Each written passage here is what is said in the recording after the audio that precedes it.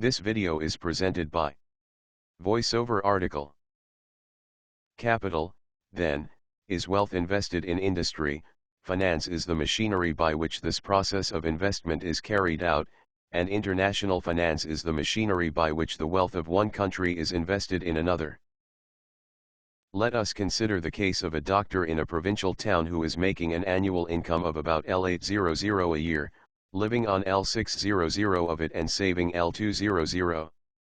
Instead of spending this quarter of his income on immediate enjoyments, such as wine and cigars, and journeys to London, he invests it in different parts of the world through the mechanism of international finance, because he has been attracted by the advantages of a system of investment which was fashionable some years ago, which worked by what was called geographical distribution. This meant to say that the investors who practiced it put their money into as many different countries as possible, so that the risk of loss owing to climatic or other disturbances might be spread as widely as possible. So here we have this quiet country doctor spreading all over the world the money that he gets for dosing and poulticing and dieting his patients, stimulating industry in many climates and bringing some part of its proceeds to be added to his store. Let us see how the process works. First of all, he has a bank, into which he pays day by day the fees that he receives in coin or notes and the checks that he gets, each half year, from those of his patients who have an account with him. As long as his money is in the bank has the use of it, and not much of it is likely to go abroad. For the banks use most of the funds entrusted to them in investments in home securities, or in loans and advances to home customers. Part of them they use in buying bills of exchange drawn on London houses by merchants and financiers all over the world, so that even when he pays money into his bank it is possible that our doctor is already forming part of the machinery of international finance and involving us in the need for an explanation of one of its mysteries. A bill of exchange is an order to pay. When a merchant in Argentina sells wheat to an English buyer, he draws a bill on the buyer, or some bank or firm in England whom the buyer instructs him to draw on, saying, "Pay to me," or anybody else whom he may name, the sum of so many pounds. This bill, if it is drawn on a firm or company of well-known standing, the seller of the wheat can immediately dispose of, and so has got payment for his goods. Usually the bill is made payable 2 or 3, or sometimes 6 months after sight, that is after it has been received by the firm on which it is drawn, and accepted by it, that is signed across the front to show that the firm drawn on will pay the bill when it falls due. These bills of exchange, when thus accepted, are promises to pay entered into by firms of first-rate standing, and are held as investments by English banks. Bills of exchange are also drawn on English houses to finance trade transactions between foreign countries, and also as a means of borrowing money from England.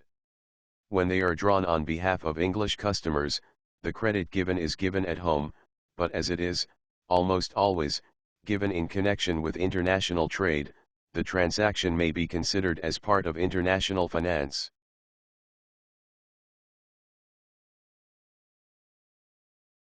When they are drawn on behalf of foreign countries, trading with other foreigners, or using the credit to lend to other foreigners, the connection with international finance is obvious. They are readily taken all over the world, because all over the world there are people who have payments to make to England owing to the wide distribution of our trade, and it has long been England's boast that bills of exchange drawn on London firms are the currency of international commerce and finance. Some people tell us that this commanding position of the English bill in the world's markets is in danger of being lost owing to the present war, in the first place because America is gaining wealth rapidly, while we are shooting away our savings, and also because the Germans will make every endeavor to free themselves from dependence on English credit for the conduct of their trade. Certainly this danger is a real one, but it does not follow that we shall not be able to meet it and defeat it. If the war teaches us to work hard and consume little, so that when peace comes we shall have a great volume of goods to export, there is no reason why the bill on London should not retain much if not all of its old prestige and supremacy in the marts of the world. For we must always remember that finance is only the handmaid of industry. She is often a pert handmaid who steals her mistress's clothes and tries to flaunt before the world as the mistress, and so she sometimes imposes on many people who ought to know better, who think that finance is an all-powerful influence. Finance is a mighty influence, but it is a mere piece of machinery which assists, quickens, and lives on production. The men who make and grow things, and carry them from the place where they are made and grown to the place where they are wanted, these are the men who furnish the raw material of finance, without which it would have to shut up its shop. This video is presented by VoiceOver article.